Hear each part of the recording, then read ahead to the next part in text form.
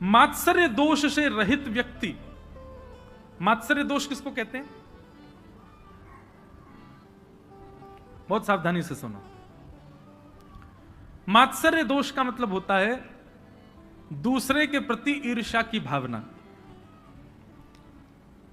किसी के प्रति ऐसी भावना रखना कि उसकी उज्जवलता, उसकी श्रेष्ठता, उसकी प्रबलता से आप परेशान हो जाओ। जो दूसरे से ईर्ष्या रखता है, ऐसे व्यक्ति को ना तो कथा सुनने का अधिकार है और ना कथा कहने का अधिकार है। मैं तो कथा में कहता हूं कि संसार में सबको किसी ना किसी से ईर्ष्या होती है। 7 दिन के पश्चात जैसे ही यहां कथा विराम हो, आपको सबसे पहला काम क्या करना है? पंडाल से निकलते ही उस व्यक्ति के घर जाओ जिससे आपको ईर्ष्या होती है, उसको जाके देखो। अब भी वो आपको नक चढ़ा लग रहा है, अब भी आपको वो दुष्ट लग रहा है, अब भी उसके प्रति वही भावना है जो पहले थी, तो समझो अभी और कथा सुननी है मुझे। लेकिन जैसे ही आप कथा पंडाल से गए और उस व्यक्ति के पास गए, बोले पहले तो ये नक चढ़ा लगता था लेकिन ऐसा नहीं है, ऐसा है तो अच्छा, देखो इसके नेत्र भी हैं तो सुंदर। हाँ ठीक है, कभी कभी कसैला बोलता है लेकिन ऐसा नहीं है, कभी कभी मीठा भी है। ये गुण दर्शन होने लग जाए, जिसके प्रति ईर्ष्या थी अब उसके प्रति किंचित प्रेम प्रकट हो जाए, तो समझो आपको कथा ने स्वीकार किया है। भैया ये सब लक्षण हैं। आप ताली बजाते मुझे सुख तो मिलता है, लेकिन ये लागू होने चाहिए जीवन में, नहीं तो इतना खर्चा करने का क्या फायदा, मेरा इतनी दूर से आने का क्या फायदा, आपका यहां 4 घंटे बैठने का क्या फायदा। ये सब घटना चाहिए जीवन में। निर्मत्सराणाम सता, मात्सर्य दोष से रहित हो जाओ, मात्सर्य दोष नष्ट हो। वैद्यम वास्तवमत्र वस्तु शिवदम। तीसरी बात विषय, अधिकारी, और तीसरी बात है संबंध। सबसे बड़ी बात श्रीमद् भागवत जी कथा सुनने कराने से लोगों के अंदर एक भावना है कि कथा कराने से पितृ मुक्त हो जाते हैं, कथा कराने, कथा सुनने से हमारे जीवन के पाप नष्ट हो जाते हैं, कथा कराने, कथा सुनने से जीवन में फिर आगे उपलब्धियां प्राप्त होने लग जाती हैं, कथा कराने, कथा सुनने से नाम यश बहुत हो जाता है, आदि आदि सब आपके अंदर भावनाएं आ रही हैं। पर हमारी एक बात सुनिएगा, श्रीमद् भागवत चतुर्विध पुरुषार्थ प्रदान नहीं करती है। धर्म, अर्थ, काम, मोक्ष, चतुर्विध पुरुषार्थ आपको यहां नहीं मिलेगा। श्रीमद् भागवती वार्ता मुक्तिदानेन गर्जती, मुक्तिदान की गर्जना करती है भागवत की वार्ता। भागवत की कथा सुनने से पितृ मुक्त हो जाते हैं, सब बात श्रेष्ठ हैं। ये सब अनायास ही होता है। जिस प्रकार सूर्य के प्रकट होने पर प्रकाश अपने आप होता है, ऐसे भागवत जी के विराजमान होने से ये काम जो आप सोच करके जिन उद्देश्य से कथा में बैठे हो, ये काम उद्देश्य सोचने के नहीं है, ये अपने आप होते हैं। पितृ मुक्त अपने आप होते हैं।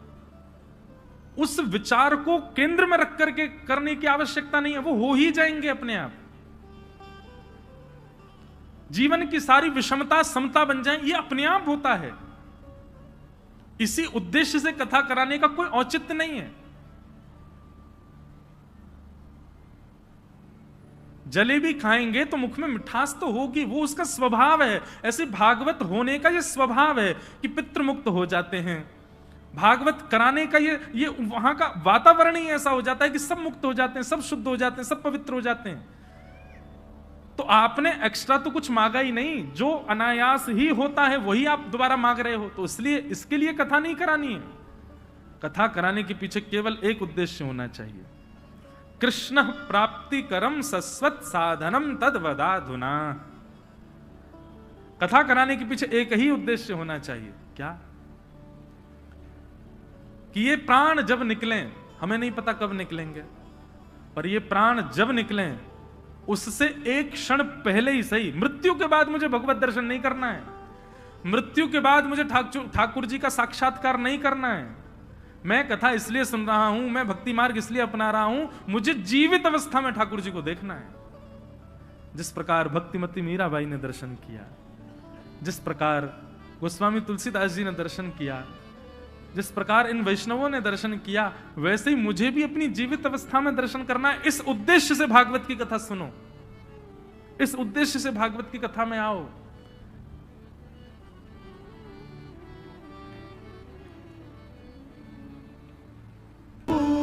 मीराबाई के चरित्र में एक भाव आता है बड़ा सुंदर कि जब मीराबाई का ब्याह हो गया, तो ब्याह होने के बाद जब मीराबाई मेड़ता चली गई,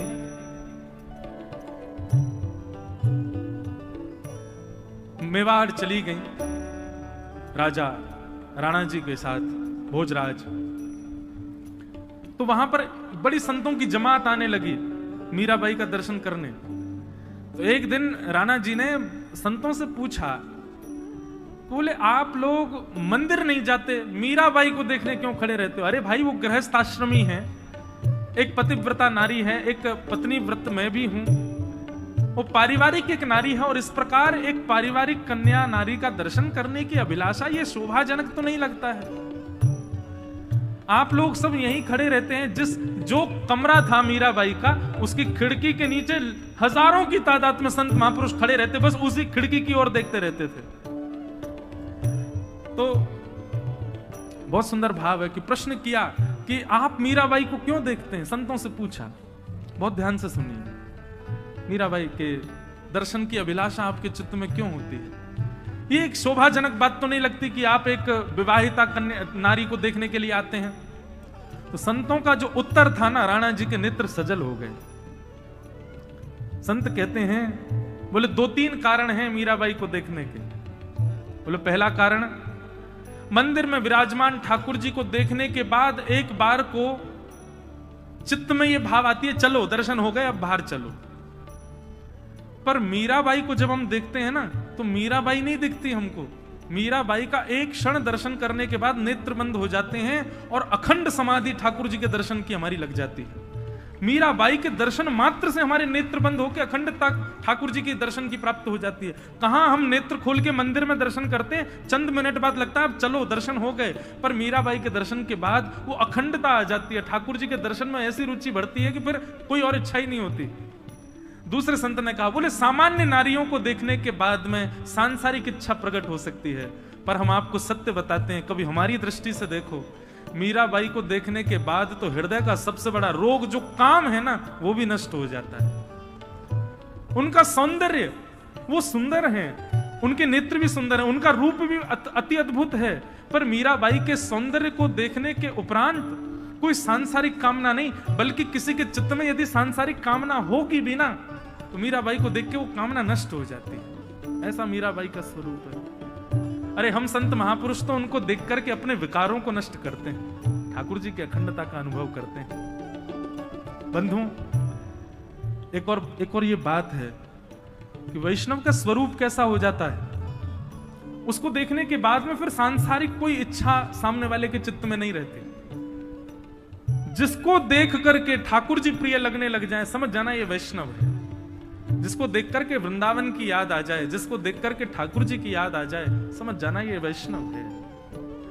लेकिन स्वयं को वैष्णव बताता है और उसको देखने के बाद भी कोई मन में विकार नष्ट ना हुए हो, तो समझना इसकी अभी भजन में कमी है, इसलिए हमारे विकार नष्ट नहीं हो रहे। मीराबाई का ऐसा, किसी ने मीराबाई से कहा, बोले आप तो वर्णन करती हो कि वो वंशी बजाते हैं, आप तो वर्णन करती हो कि वो ऐसा मुकुट पहनते हैं, इतने कोमल स्वरूप वाले हैं, लेकिन हमने तो सुना है वो शंख चक्र गदा पद्म भी धारण करते हैं। ये वंशी धारण करने वाले के हाथ में शंख चक्र क्या शोभा देते हैं? ये गदा क्या शोभा देती है? तो मीराबाई कहती हैं, ठाकुर जी अपने हाथ में गदा और चक्र धारण क्यों करते हैं? शंख चक्र गदा पद्म विराजे, शंख चक्र गदा पद्म विराजे, क्यों? संतन को रखवारो जादूगर, संतन को रखवारो जादूगर, संतन को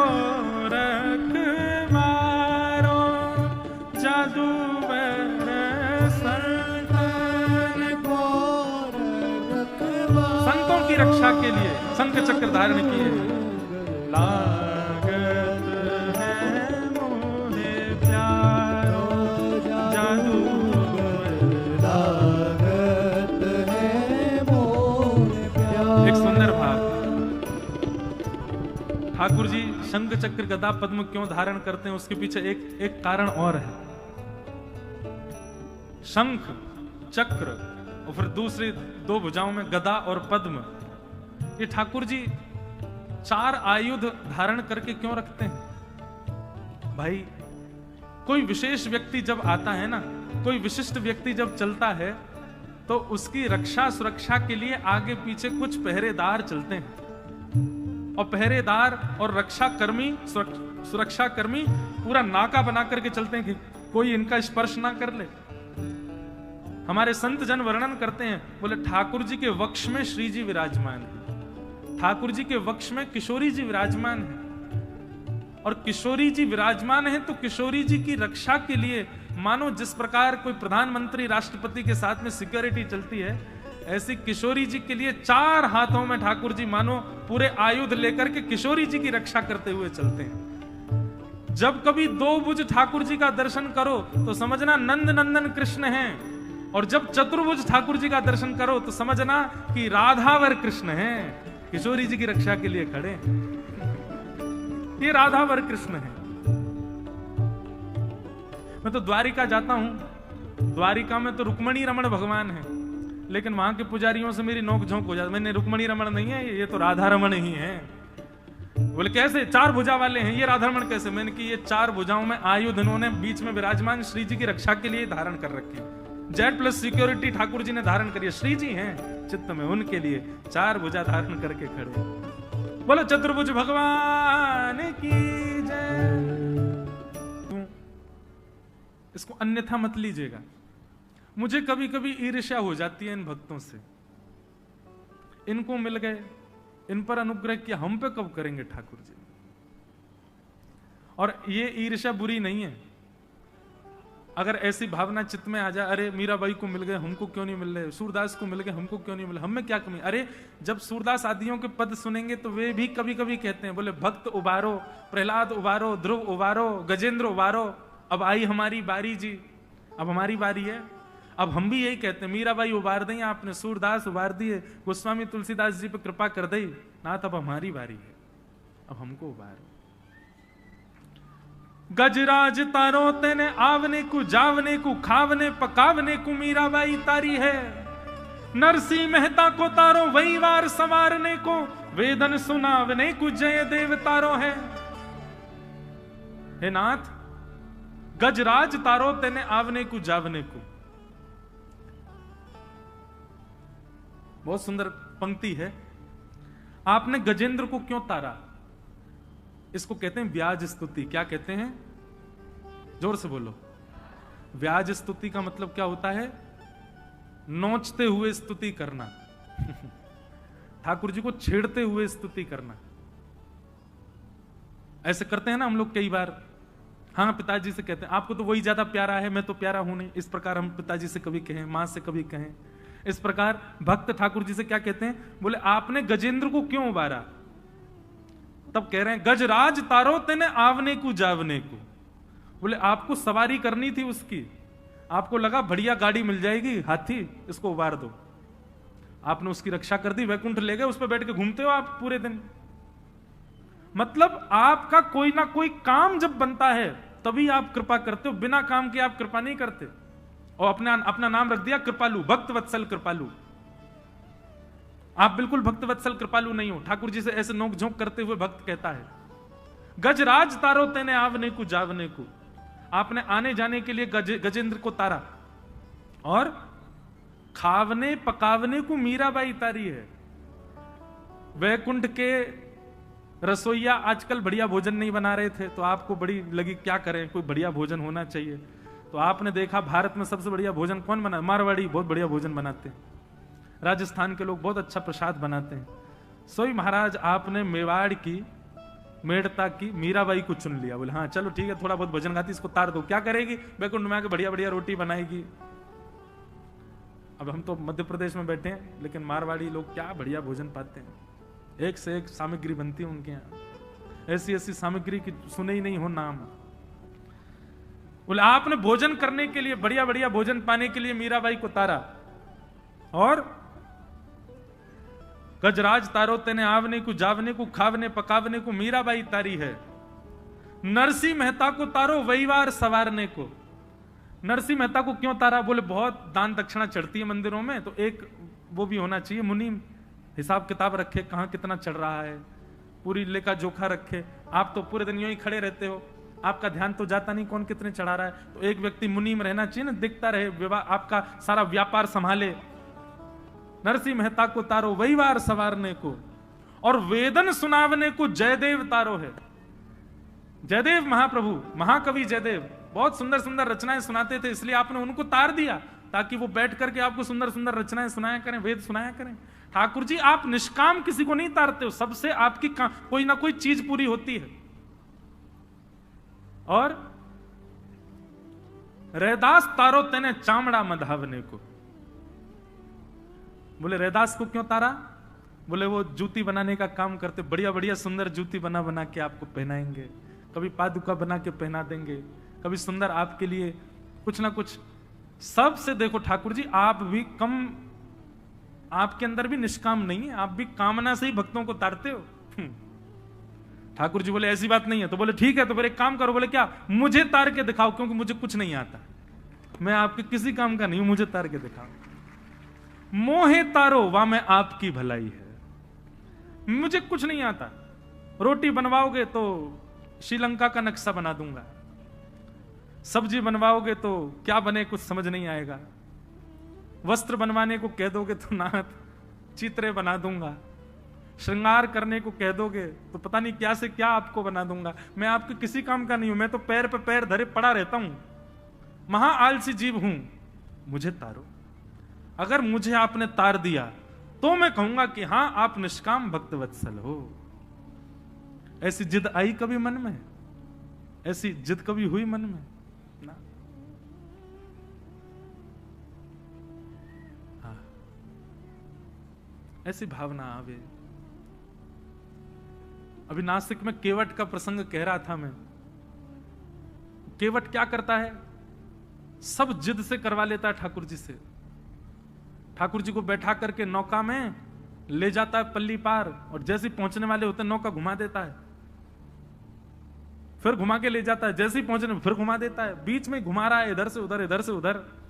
राम जी बोले भले आदमी हमको पार क्यों नहीं कर रहा है, तो 1 घंटा से नाव चला रहा है।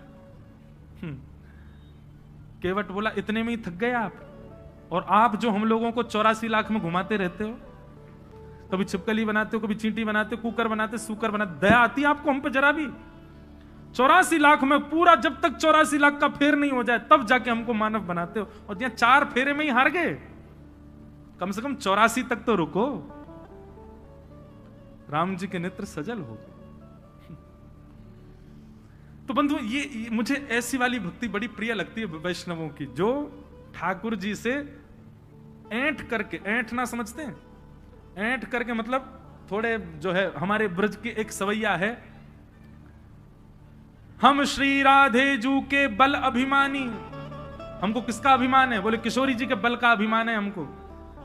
हम श्री राधे जू के बल अभिमानी, टेढ़े रहे मोहन रसिया सो बोलत अटपटी वाणी। ठाकुर जी से अटपटी वाणी बोलते हैं किशोरी जी के, बल अभिमानी। ठाकुर जी काय बात को इतरा रहो भैया, इतनो ऐंठ के काय को बोल रहा? बोले जाने ना है किशोरी जी की कृपा है हमारे ऊपर, चुप रहियो लाला, कुछ बोल मत जाइयो। ठाकुर जी अच्छा अच्छा अच्छा क्षमा। तो ये ऐंठ करके भक्ति करने वाले ये मुझे बड़े प्रिय लगते हैं, पर ये जबरदस्ती ऐंठने मत लग जाना, कल से भ्रकुटी टेढ़ी कर देंगे, त्रिलोकीनाथ हैं वो। जब भाव आए, जब उस स्थिति में आओ तब की बात अलग है।